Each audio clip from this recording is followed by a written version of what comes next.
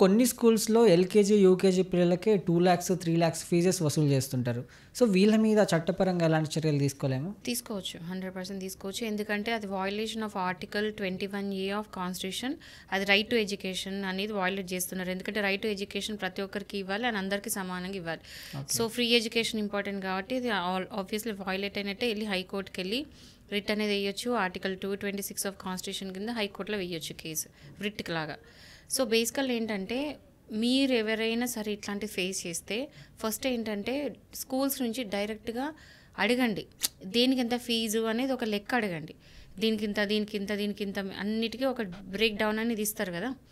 ఈ ఫీజు దీనికి, బుక్స్కి, దీనికి ఇట్లా ఇస్తారు. ఆ బ్రేక్ డౌన్ అంతా తీసుకొని అంటే రైటింగ్లో, ఊరికే కాదు, రైటింగ్లో తీసుకొని ఆ పేపర్స్ పట్టుకున్న తర్వాత డైరెక్ట్ స్కూల్స్ని అడగాలి.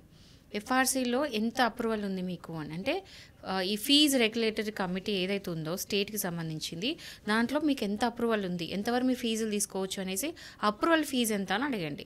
ఈ రెండు అడిగిన తర్వాత మీరు వెళ్ళి డైరెక్ట్గా డిఓ అంటే డిస్ట్రిక్ట్ ఎడ్యుకేషన్ ఆఫీసర్కి కంప్లైంట్ చేయొచ్చు. అది కాకుండా బ్లాక్ ఎడ్యుకేషన్ ఆఫీసర్ కూడా కంప్లైంట్ చేయొచ్చు. ఈ రెండు కాకుండా మీరు కన్జ్యూమర్ ఫోరం వెళ్ళి కన్జ్యూమర్ ప్రొటెక్షన్ యాక్ట్ కింద వేయొచ్చు. ఏంటంటే అన్ఫేర్ ట్రేడ్ ప్రాక్టీస్ కింద వేయొచ్చు. ఇది కాకుండా హైకోర్టులో కేసు వేయొచ్చు. ఇది కాకుండా ఏంటంటే కమిషన్ ఫర్ చైల్డ్ రైట్స్ కూడా ఉంటుంది, అందులో కూడా మీరు కంప్లైంట్ పెట్టచ్చు.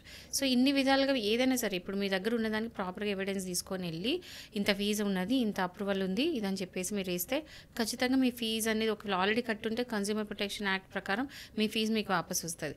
లేదు అంటే మిగతా వాళ్ళ ఈ హైకోర్టు మిగతా అన్ని డిఓ అని చెప్పిన అందులో ఏ కంప్లైంట్ ఎక్కడ పెట్టినా కూడా ఫస్ట్ మీ ఫీజు మీకు బ్యాక్ ఇస్తారు. అది కాకుండా ఈ స్కూల్స్ ఏవైతే ఇట్లా చేస్తున్నాయో వాళ్ళందరికీ కూడా స్కూల్కి వాళ్ళ పర్మిషన్ అనేది క్యాన్సిల్ చేస్తారు.